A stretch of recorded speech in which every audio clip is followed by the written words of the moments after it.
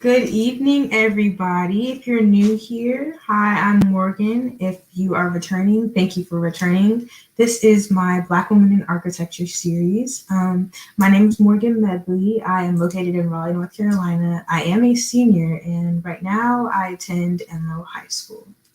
I'd like to start off by announcing that I will be attending this fall the Tuskegee University with a major in architecture and hopefully a minor in historic preservation. I chose Tuskegee because of the at home feeling I got from when I visited the school. The staff in the architecture program was amazing. The students were there for me when I needed to be there. The history behind the architecture school itself is just mind blowing and very historical. And I am very proud to say that I will be able to build onto that legacy um, in the fall and hopefully continue to build onto the legacy. So tonight we have two special guests. The first guest is Miss Zakiya Wiggins. She is recently a licensed architect, an artist, and an advocate based in Raleigh, North Carolina. She serves as the vice president of the North Carolina chapter of the National Organization of Minority Architects, and as a board member of the Diversity Architecture Program. Zakiya was in the 2019 cohort of the AIA Virginia Emerging Leaders in Architecture program and a 2017 recipient of the Prestige Alpha Rho Chai Medal from Morgan State University, where she received her master's in architecture. She's also a proud alumni of North Carolina State University, where she received her bachelor's of environmental design and architecture. So that is our very first guest. And our second guest tonight will be Miss Tiara Hughes. She is a senior urban designer at Skidmore, owns in mural, and adjunct professor at the Illinois Institute of Technology and commissioner with the City of Chicago Landmarks Commission and a real estate professional. Her personal experience in the industry, along with her passion for advocacy, led her to establish a national research initiative called the First 500 Project in 2018. As the founder and executive director of the First 500, she travels the country to raise awareness of the importance of Black women in architecture throughout history and their contribution to the built environment. So let me allow you guys to come on and thank you for being here. Thank you for having me. Mm-hmm. So I just want to ask you guys a few questions, and I just want to get to know you guys a little bit more and get to know your backstory of how you guys found architecture and what drew you to it and what drove you guys to stick to it and be as good as you guys are today. So I guess the first question I had is just tell me about your backstory. Zakiya, you want to start? Sure. All right. So I really didn't, I've always drawn and painted, but I didn't really discover, what is architecture as a profession until high school. Mm-hmm. And so it really stemmed from having a career research project my freshman year. And, back when we used libraries and books and not like the internet, I was like looking through a book of professions and I came across architecture. And at the time, I'm like, well, I love math and I love drawing. And so I really felt like they paired well together for me. So at that point, I still didn't know any architects. I didn't know any engineers. I had no construction professionals in my family. So I was like, I guess I'll just take a whole bunch of art classes. And so that's what I did. I took every art class at my school. It didn't offer drafting. So I just kind of maxed that out. And that's when I learned Adobe, Photoshop, and InDesign and Illustrator. And I didn't even know I'd be using that, pretty much the rest of my career. So that's kind of how I got started. And then to see if I really wanted to do it as a career choice, I went to the NC State Design Camp. And that was like a make it or break it moment right before I applied my senior year. It was the summer before senior year. And I was like, if I go and I like it, like this is it. And I loved it. And that's how I got here. So are you originally from Raleigh? Or? I'm from Cary. So yeah. Okay. Nice. For me, it started super young. I was accepted into a gifted arts program in second grade, and we had to produce art, any medium of our choice, for a fundraiser to raise money for every single student in the school to get a gift for the holidays. We celebrated Kwanzaa, Hanukkah, Christmas, all of the holidays, and each child got a gift. And my contribution to that was drawing buildings from magazines and different books that I picked up. And I realized that I enjoyed doing that. And a year later, I saw blueprints for the first time, which we don't have those anymore. But the ink and the feel on your fingers, like I still remember that to this day. It's a feeling of nostalgia now when I see them. And I said, this is what I want to do. I looked at it and I could make out a floor plan and door swings and windows, and I was like, I really want to do this, but I had no idea that it was an architect until the following year when a lady said, "You want to be an architect?"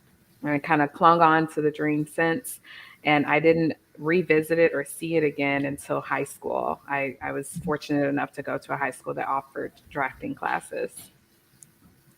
So what high schools did you guys attend? I went to Panther Creek High School in Cary.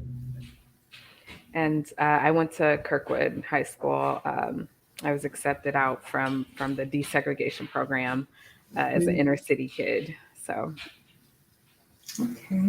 So when it comes to me and my story, I think more so I just like me being a freshman in high school, well, upcoming freshman, and not really knowing what I had a passion for. I was just sitting down with my parents, and they were like, "You should just put this class down," because we have these things called career clusters, and like the more electives that you take in that cluster, I think it gives you like a chance to take a test to get like a real credit for the course, or like a certification or something of the sort. So I was just like, you know what, I'll take this class, and then that's when I was talking to my uncle, and then he told me that he took drafting classes when he was in high school, and I guess it really just stuck with me, like being in the class and actually realizing, oh, I like actually like sitting down and drawing out a floor plan, or like sitting on the computer and typing, basically going on Pinterest and looking up houses or just like different layouts of everything. It was really eye-opening for me. And I took some computer engineering classes also, because, I was still trying to, I guess, fill out the field of just like engineering and everything. And that more so didn't stick, I think, just because of the whole computer aspect of it. It was just like a lot. Like when I'm right now, I'm taking architectural engineering, and I'm taking an advanced study class for just my basic architecture. And I can say that architectural engineering, it's fun, but it just hasn't stuck. Like, I don't know, I just couldn't really like get into it. And when I was applying to A&T and they were telling me they have architectural engineering and they have landscape architecture, I didn't really want to, like, I guess, limit myself just because of the school. So that's why I was kind of like, I really don't want to go to this school. But if I have to, I'll be open to trying new things, because there's so many different types of architecture that I haven't even run across yet. So I'm still getting getting used to it. And then I have like this really big interest in Morgan State. Like when I went up to visit when I went to visit them, and I was just looking at the buildings and the layout of the whole campus, it is just so nice. Like that is by far the best campus that I've ever actually been on. Like the buildings, there's some old buildings, but the newer buildings are just like, they're so detailed and so precise. And I guess just like the placement of where they placed it, it looks so good. It looks really nice. So that was one thing, I guess, that's stuck with me about it, was just finding out that I actually do like drawing and doodling and sketching out certain things. And like my mom, she loves watching HGTV shows. So like whenever I like actually do have a chance, I'll like sit down and we'll just like watch them. And it's so interesting seeing her actually, like, she's so big on interior design, I think. Okay. She just knows the different types of layout of tile and like the different names for them. And I'm just like, Mom, I don't even know this stuff. So it's just crazy how she knows it. So I think I keep finding more things that keep keeping me interested, I guess. So that's one thing I can say that I do love. about architecture so far. Yes, reassurance along the way and context clues are super nice. And congratulations Thank you. on your decision to Tuskegee. I know several professors there, and I'm sure they will take great care of you. Mm-hmm. So, I know that you said you attended Morgan State. How did you actually like the campus for yourself? So attending grad school is very different from the undergrad experience. Mm-hmm. And so for me, I initially wanted to go to Morgan State because after going to NC State, I wanted to be somewhere more diverse and have more interaction with, people from BIPOC backgrounds, have some more, have a Black professor. I didn't have an architecture professor that was Black when I was at NC State. And that's changed today, which I love. So I actually had decided to go to Morgan because my mom was there working on her PhD in social work. And my experience was different because I lived off campus. But you're right, like it is a beautiful campus, and the architecture school, the CBIS building, the Center for Built Environments and maybe Infrastructure Studies, Mm-hmm. was designed by Freelon, Phil Freelon and his association. So yes, so it's a wonderful building to be in, a historic building to be in. And I was fortunate to be in one of the early classes to go through the program there. So I would say, yeah, that's the biggest thing is that there's a big difference in attending a school in undergrad and grad school, because when I was coming to campus, I wasn't, staying in the dorms or like walking across the campus. I was mostly in the architecture school or at the library occasionally. So TR, what college did you attend, and like how was your experience with it? Very similar to Zakia's undergrad experience. I attended a PWI, predominantly white institution. It's Drury University in Springfield, Missouri. And I forgot to mention when I said my high school that I'm from St. Louis. So I ended up transitioning into Springfield, which is about 3 hours away. And we actually have a 5-year master's program, which is, there's not very many schools in the country that have it. There's only a handful. And it was a very jarring experience, culture shock coming from very diverse communities I grew up in St. Louis to that environment. So again, I think the architecture academia is changing slowly, not as quickly as we need it to, but it's same with my school, dealing with issues of not having a Black professor and kind of being isolated in that environment and just not feeling heard in the classroom. So how different, I guess, like, was it transferring from high school to college based on the experience with architecture that you already had? Like, what did you wish you knew while you were in high school that classes like they didn't have, certain stuff like that? Yeah, that's a great question. So for high school for me was very similar to what you described, Morgan, of the technical versus the design. I had a high school that was very focused on architectural engineering. And so that experience actually prepared me, though, for academia and the industry, because I was the only woman or girl at the time and the only person of color in all of my classes every single year. And I took architecture and engineering classes every year in high school. Mm-hmm. And so then once I transitioned into college, Drury is a liberal arts school. So it's very much focused around design and preservation, your interest that you said earlier. And it was like left brain, right brain whenever I transitioned from the high school environment to college. So overall, entering the industry, I do feel well-rounded in that sense. So for me, like I said, with the InDesign and Illustrator and Photoshop experience that I had from high school, that kind of did prepare me for that first year of immersive, multidiscipline coach studios.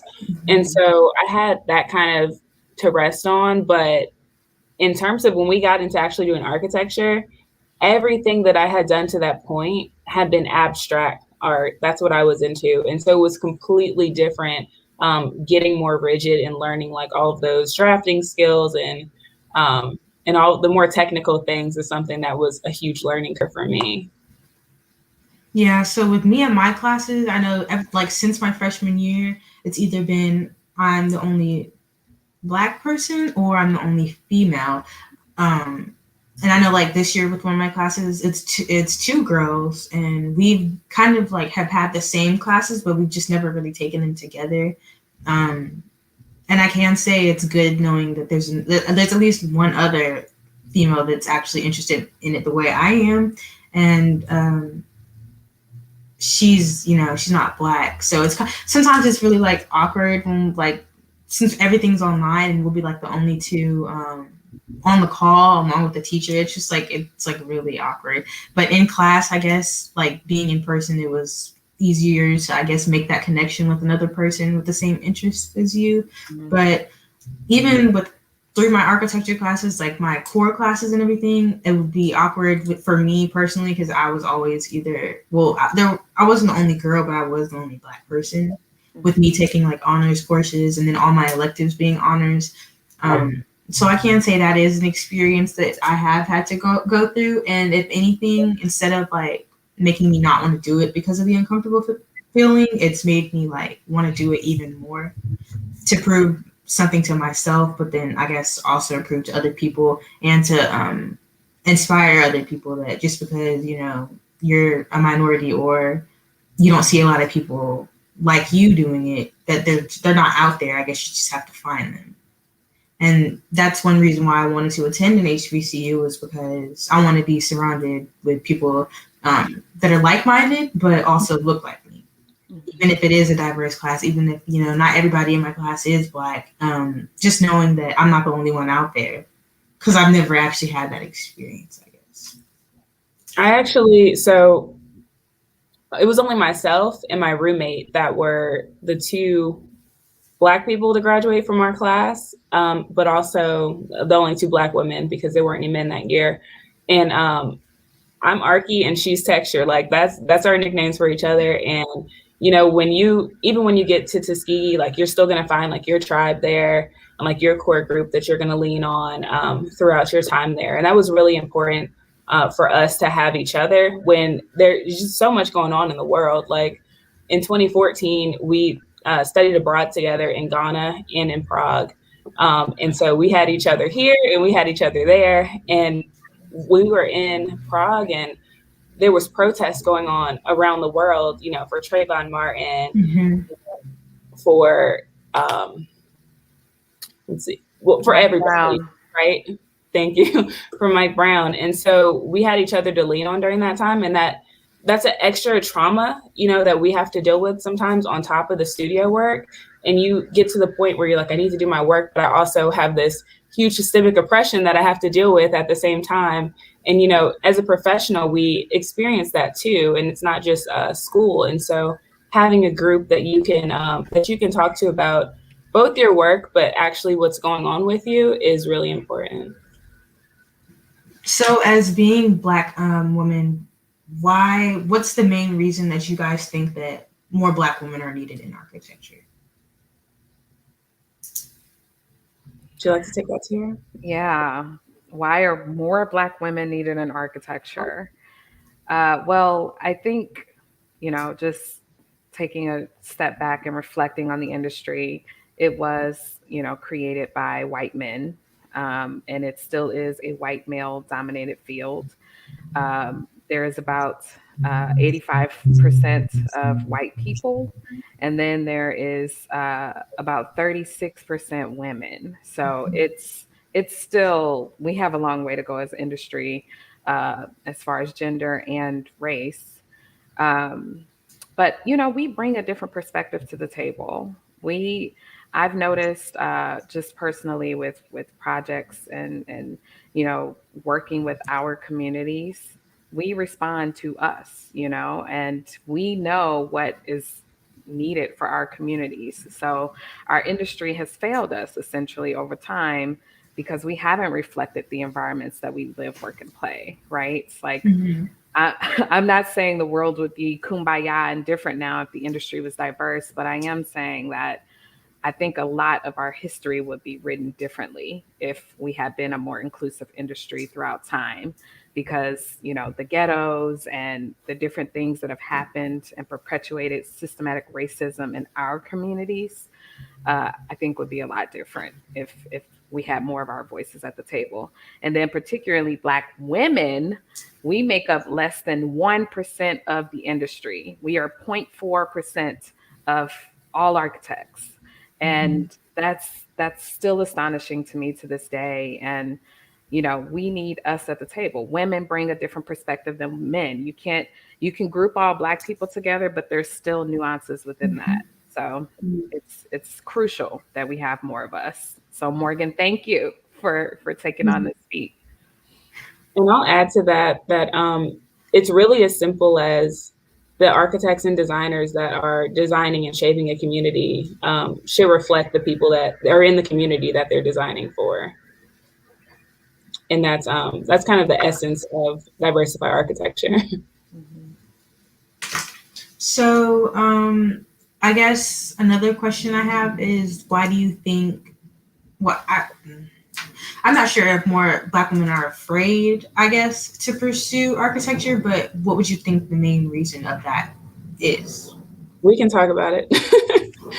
So I mentioned that myself and my roommate were the only 2 Black women in our graduating class. It didn't start out that way. And the class before us didn't start out the way that it ended either. And so I would say when you get into, there's a lot of different roadblocks along the way. So some people are told that you don't look like an architect in high school, and then they don't apply to the architecture program for college.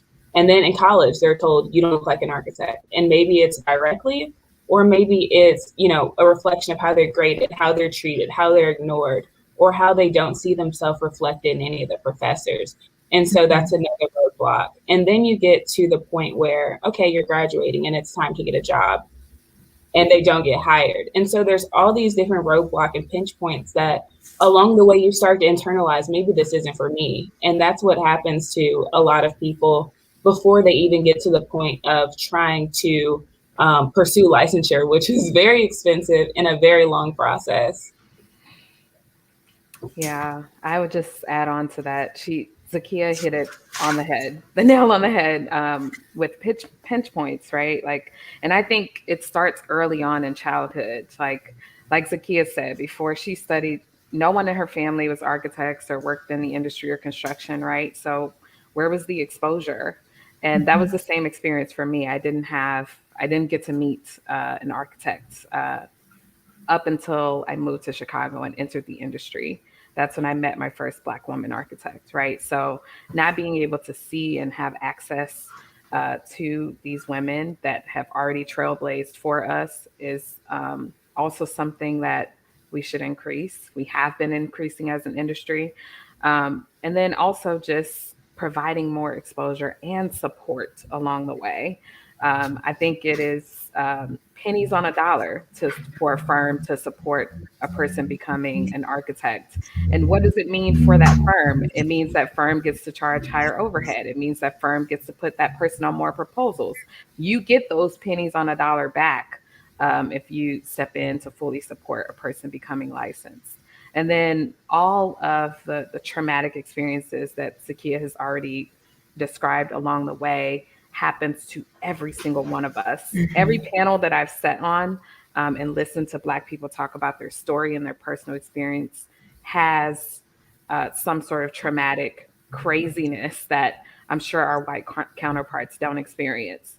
So, and I can just elaborate quickly and say that I was told to my face several times in college that maybe this isn't for me. You should take a leap year because your finances aren't, working out. And, we all know that leap years for us may not be a guarantee that you're going to make it back into school and you're going to graduate. So that's the worst advice ever, right? But they were very comfortable telling me that. And then my program required us to study abroad in Greece. Ooh. Though I think Prong and freaking Ghana sounds amazing. I got to live. I got to to visit Tanzania in college too, but that's a separate experience. So living in Greece for 4 months, that was required for us to graduate, right? And they did not, there was no leniency on that. If you couldn't afford it or you had financial issues, they didn't excuse any of that. So I ended up in Greece. It was an incredible, unforgettable experience. While I was there, though, I was living off, $3 to $4 a day, American dollars a day, because I didn't have any food. I only had the stipend that they gave us every month, which covered supplies and my meals. So it was incredibly difficult. And then I came back to the States and I was maxed out on student loans. And so I was homeless for an entire semester. I mean, sleeping everywhere on campus. And the school decided to step in at the very end of that experience to offer me housing, basically during finals week. When I went to them at the beginning and they said, figure it out, right? So I think a lot of us have experienced, like I said, these traumatic events, and a lot of us leave because of that. And I do not blame those people that leave. So would you say we experience those things and people tell us these things based off of them being threatened by us or them just not taking us seriously? I think it's a combination. It's been sort of the norm in the industry to not be inclusive and to have this sort of exclusive, very high sedity is how a lot of people describe our career field too in our profession. But I think it's a combination of that just being the way it's always been, and us not transitioning and becoming a more inclusive industry, like the mindset. And then as far as feeling threatened by us, I don't rule that out either. I think I experienced more of not being seen at all than being seen as a threat. And it's the invisibility. It's like, okay, well, if I just left, I mean, what difference would it make? Because actually, the first time I experienced that was my freshman year. And I just felt like the professor, he was a graphic design professor. So there was already like that disconnect. Like he was trying to look for his graphic design students, his industrial design students. And I had that professor for an entire year. And I felt ignored the entire year. He probably couldn't, by the time the end of the semester came or we got to a final project, it was like, oh, that's a kid. Like, oh, is that Zakiyah's work? Because he just passed by my desk crits. Like, I just didn't get the time of day. So I agree with the exposure aspect of it, because I know for me, if it wasn't for me starting Black Rose Draw or me being pushed to be in the programs that I've been put in, that I would struggle if I were to go to college and actually decide to major in architecture. I would struggle a lot. And I think with ACE, me being an ACE, that helped me tremendously. It just opened my eyes up to a lot about even like just construction or just construction management or just different types of architecture and the interior design aspect of it. It really just shined a different light on it than what I already knew about, should I say. And then with me, I did I think it was the NOMA NC State program that I did over the summer. Project Pipeline. Yeah, Project Pipeline. That was a different experience. And I can say that I wish that, it wasn't in the COVID time. So like, it would be even better to actually like not have to do everything virtually and over the phone and through computers. I feel like it would even be a 10 times better experience. And then doing hip hop architecture and talking to just like being able to see what songwriting has to do with also just like planning out a building and like the thought process behind it. I think it all just it opened up my mind to a lot of things that I didn't really know about. So I can say exposure is probably one of the best things I would say I've done to help me prepare for when I actually do leave for college, and I'm not walking in blind, basically. Right. Does your audience know about your success with the ACE program? Would you like to tell them? So during ACE, we had to basically build a tiny home project for an architect and their family. It was imaginary, but we actually had to put some thought into it, and we had team meetings, and every Thursday, it was like a months long thing, and it was every Thursday. And at the end, we knew about certain scholarships that they were giving out that we had to apply to. But this certain scholarship, the Gensler scholarship, knew nothing about. I applied for, I guess, just the general scholarship, should I say, but I didn't know that they were doing the Gensler scholarship. So we had our final ceremony when everybody was just saying, instead of, I guess, presenting our work, they made us send in videos, like short 2-minute videos about how our experience was for people that are new, or for people that are returning, and how it went, and if they wanted to explain, what they did on the project, and they could. And after that, they announced scholarship winners, and they had scholarship winners for seniors, and they had 3 different levels, and they went through it, and I saw that I didn't get one, but then they decided to announce at the end that there was one more scholarship that they were giving out, and me not even thinking about it, I'm just like, okay, if I don't even know, I didn't even know that I applied to that specific scholarship, so I was just like, me being the scholarship winner didn't even come across my mind. I was just, going with the flow. And they announced that it was one of 4 nationally, one of these scholarships that they give out. And then they announced that I was the winner. And I was just in complete shock. And my dad, he was just on his way home from getting us food, and he was crying. And then my mom was crying. And it was mind blowing, because I didn't think, I know myself, like the potential I have, but I guess I just didn't know truly what I'm doing, where it could get me. Mm-hmm. So that was one thing that was really amazing about the whole ACE program. Zakia, do you do the ACE program? Are you a mentor? No, I'm not. I'm not a mentor here, but I was actually in contact with one of the organizers, and he actually sent me an email and said, "Morgan won the big scholarship."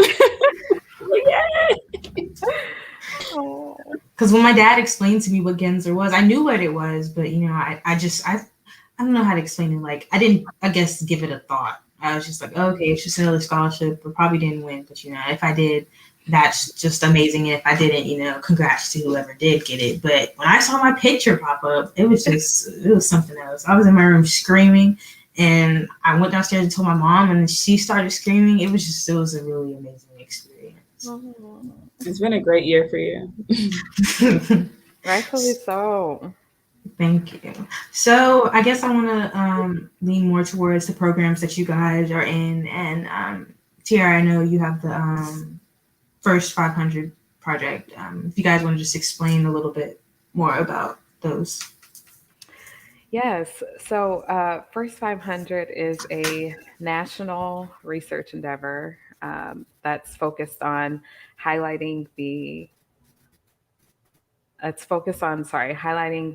stories, voices, and history of Black women architects. And I do that through a series of talks. I travel around the country and speak about it to raise awareness about their distinction, and just the importance of their contributions to the built environment. So it's been an honor. And I'm so excited to announce, Morgan, I haven't put this out on anything yet. This is like news first right here. But the website is going to be launched this summer. So it'll be, yes, it is all being built right now. I found a Black owned company, because it's fitting, right? It needs to be by us. I found a Black owned production company to do it. And they assigned me, get this, they assigned me an all Black women team to do the project. So I'm super excited, and I'll definitely send out more information as it comes. I want to say that I met Tiara probably 2017 or 2018. It was either right before she started the First 500 or right after. And that was like my motivation when I was studying for my exams. I'm like, I want to be in the first 500 because we were at like 400 something, and I didn't make it, and I was like crushed. But I think I'm around like 5'10", somewhere in there, because the database hasn't been updated yet. But I want to say that she's a huge motivation to a lot of people, and really proud of the work that she's done. And just the people that she's been able to meet doing the work has also, I know, been incredible. So two things that I'm involved in. Well, Tiara's also involved in NOMA heavily, but I'm also involved in the North Carolina chapter of NOMA here. I'm the vice president. And so that's how I got involved with Diversify Architecture. And so the mission of Diversify Architecture is really to look at who's at the table and make sure there's more of us at the table. And they believe that the future of the communities depends on increased BIPOC minority representation in the fields to determine how we develop.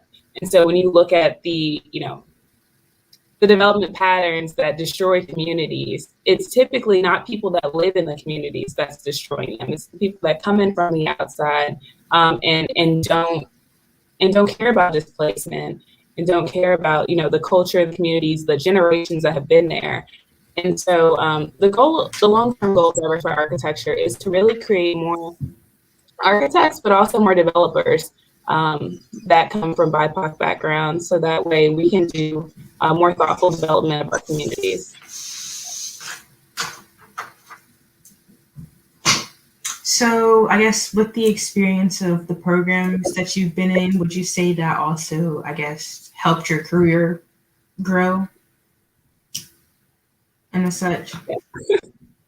Yes, 100%. I think for me, it's been just an honor to travel around the country and meet the Black women architects that have really sort of formed this platform, right? And have contributed to the industry knowing more about us. But then also meeting all of the girls like yourself, Morgan, that are in high school, and the ones that are in college studying, and just being a resource and making sure that they all know that you belong here, and this field is for you. If it's lonely, you are not alone. And just being that resource and networking and bringing us all together too. Because like Sakia said, it was, I was just overwhelmed at how many women have reached out and said, I want to be in the first 500. And what is this about? And yes. It was, I didn't realize that the program would receive as much support as it's gotten. And I'm happy. And by the way, we reached 500 in October. And now the message from the group, because they say, now you've reached first 500, what's your purpose now? And it's like, now that we've reached 500, it is collectively our duty, this first 500, to cultivate the next 500 of Black women architects, because it does not stop with us. That was just a marker to kind of motivate all of us to get there, but we have to continue to infinitely increase our representation in the field. So firms that you guys work for, do they, would you say that they have a strong support, and do they encourage more Black women to become architects?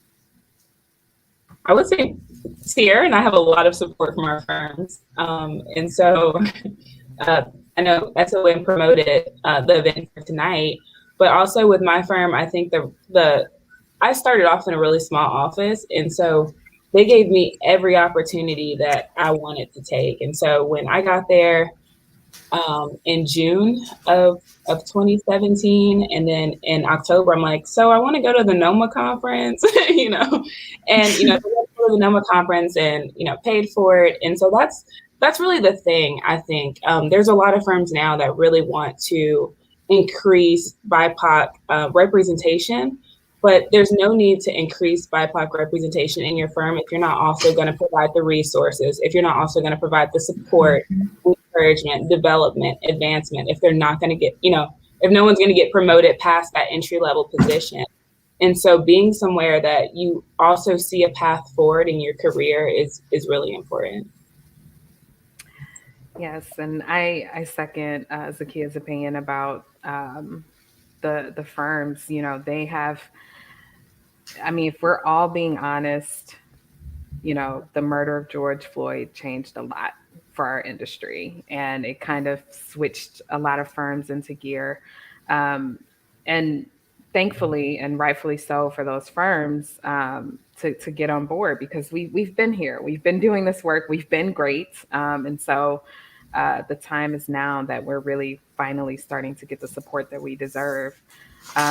But let me back up now and say that because since I've arrived at SOM almost 3 years ago, they've been 100% supportive of everything that I do and everything I bring to the table. And I'm so unconventional. Like if you take any other profile of an SOMer and put them next to me, it is night and day. Okay. Like I did not come in with your typical kind of SOM persona, right? And I told them that up front. I said, hey, this is what I bring to the table. Take it or leave it. And they said, absolutely. They wanted to support First 500, and wherever I travel for First 500, they send me there. They cover my travel expenses to go wherever I need to go. I serve on the national board of NOMA. They send me to those quarterly board meetings in different cities. You know, they have been an extremely supportive and strong system for me. And I always shout them out in my posts and stuff, because I really cannot do a lot of what I do without them, and all the financial and just moral support that they provide me. So all large firms are not bad. Right. So, would you guys say that your college experience has also helped you, prepare yourself for the real world? Like, was it accurate? Were they just telling you stuff just, get you through the years?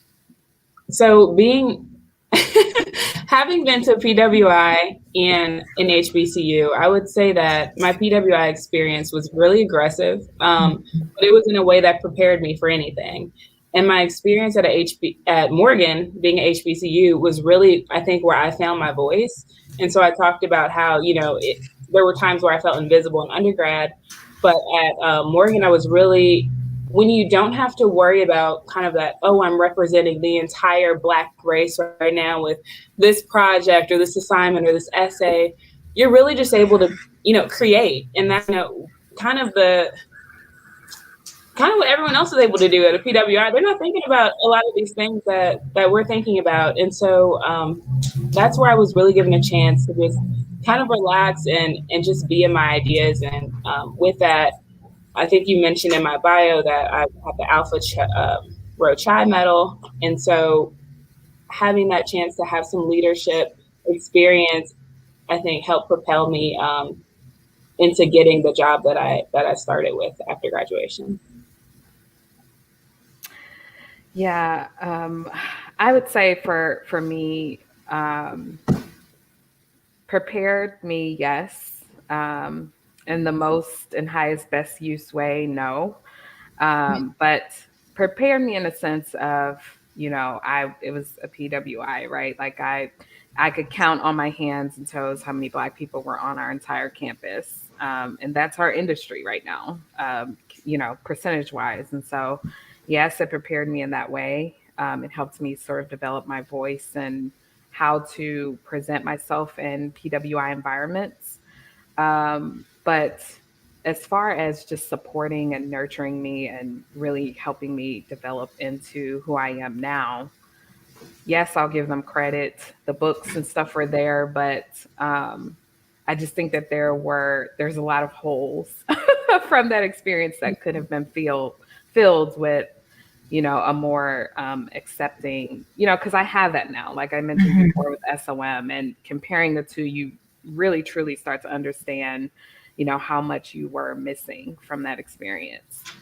But yes, it did prepare us. Morgan, it did. Tuskegee is gonna hook you up.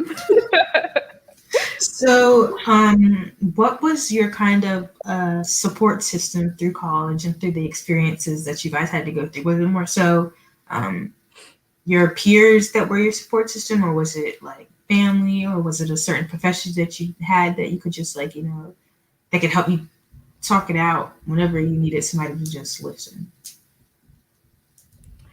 Yeah, I mentioned that really, really dark place I was in, when I was homeless for that semester. And I had a really sick grandfather. I mean, he Mhm. was battling cancer and he still traveled to the bank every single month on the 5th and put a little bit of funds in my account for me to have food. And I bawled my eyes out every month.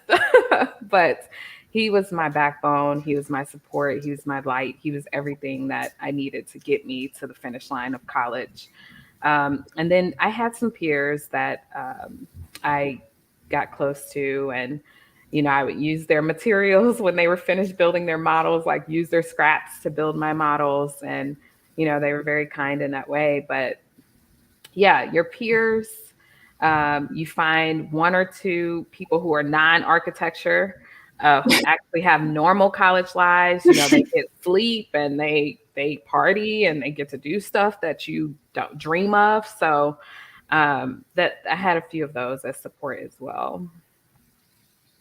So for me, mine was different from undergrad and grad school because I went to NC State, which was only 15 minutes from home. And so I had my family as my support group, and I also had met my husband freshman year. And so he was my support throughout undergrad. But for grad school, I moved, and it almost felt like I had my mom, but we were both, busy like doing school. And so sometimes it felt like I needed like more support or other support just with the actual curriculum. And so two of my friends actually lived near the campus, and I lived like 45 minutes away from the school in Odenton.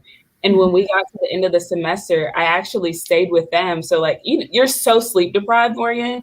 Like, listen, those last couple weeks, I don't care how hard you work throughout the semester, those last couple weeks getting to a final presentation are real. So I would stay Every with semester. every semester. So I stay with them so I wouldn't be driving on the highway like sleep deprived, and like honestly, having a good group of friends is like irreplaceable. So I would say, with me having a support system, it comes mostly from my family, but then also support from people that are now doing what I want to do. I would say it's encouraged me and it's helped me a lot with the advice that they've given me, like Ms. Zena Howard and Terry Canada and Miss Kimberly Dowdell, and then we have one of my upcoming professors from Tuskegee, Professor Asamoah, and then we also have Dr. Daniels and Miss Virgie Heights and Miss Pascal Sablon. They've all just like been there when I've needed them to be there. Like when I have questions on my project, I'll send out like a group email and just be like, hey, like, do you guys know what type of software packages would help me do something for a project I'm working on? They've all responded and they've all have given me advice. And yes, sometimes it tends to be like the same because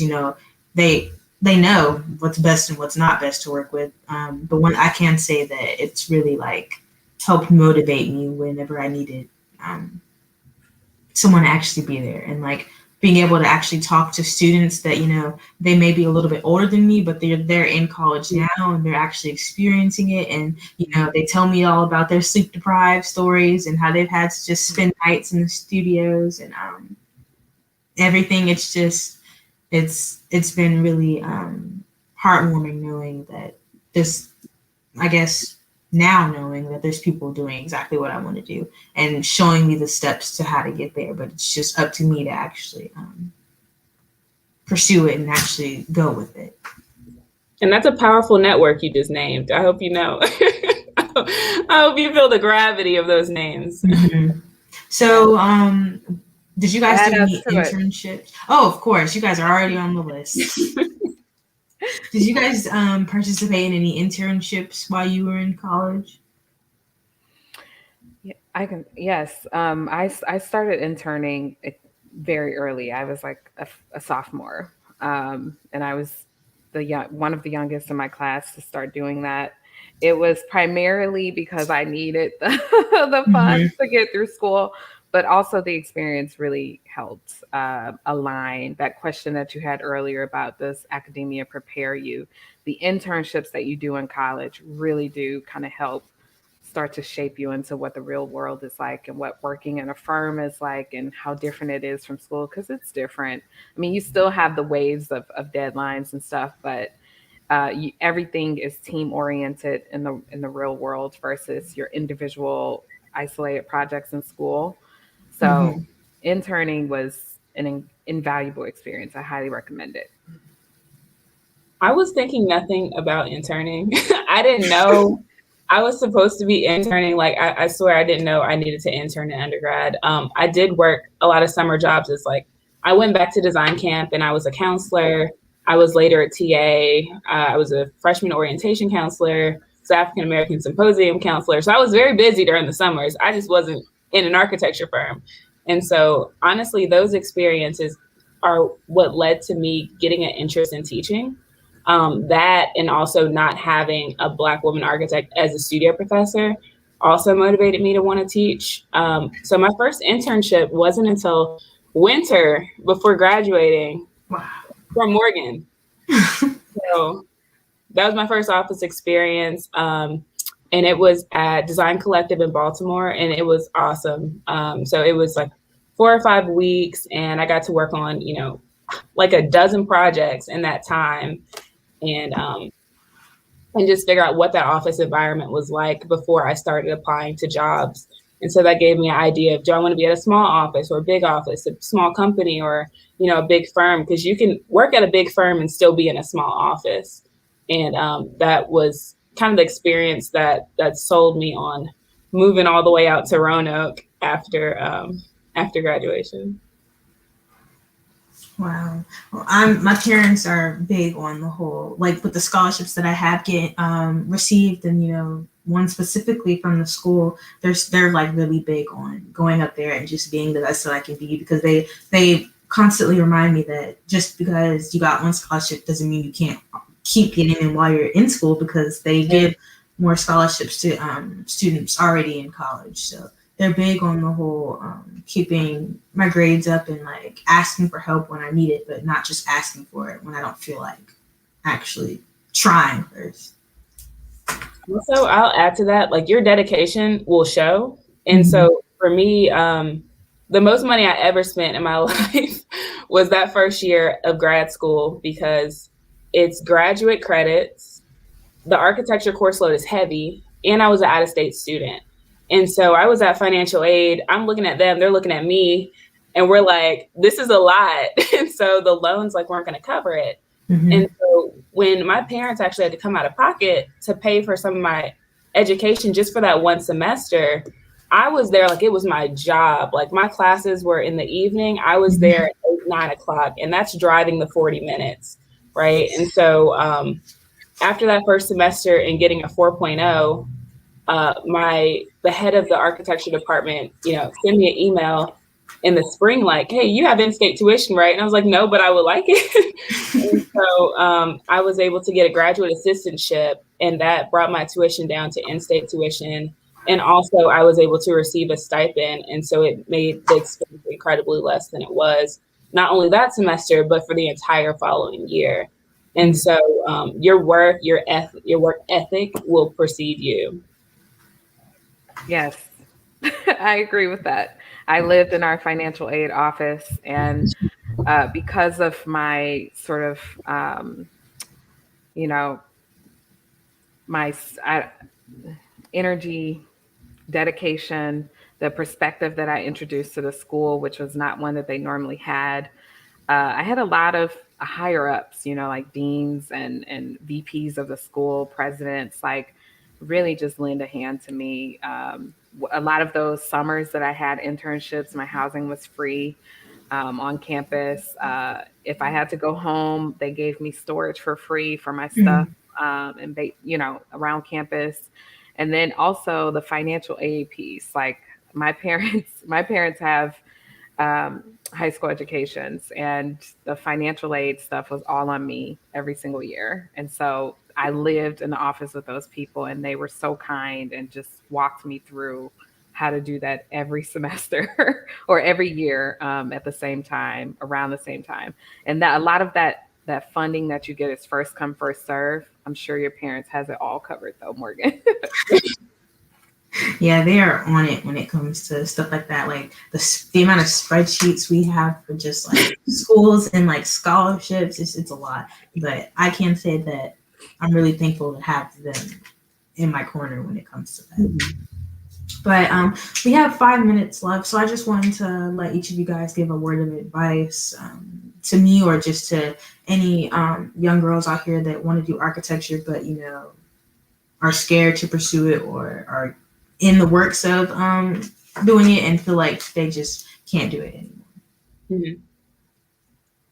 I can go first. My word of advice is that you absolutely belong, and to not let anyone discourage you from what you have to offer, from the voice and perspective that you bring, that it's important and that it is valuable. So I would say stick to it no matter what, that this is what you want to do, and hold on to that throughout your career and have your why. I don't know if I stole that from Tiara, but definitely have your why, because that will get you through some of the hard days when you may be working on a project that is just not inspiring, but it's what you have, but it's what you have, or a prompt, or you have that difficult client, or that difficult professor, to hang on to that. Yeah, I that's great advice. And I mentioned or hinted a little bit earlier, if it feels lonely, you're not alone. And just leverage your networks around you. NOMA is a powerful group within the industry.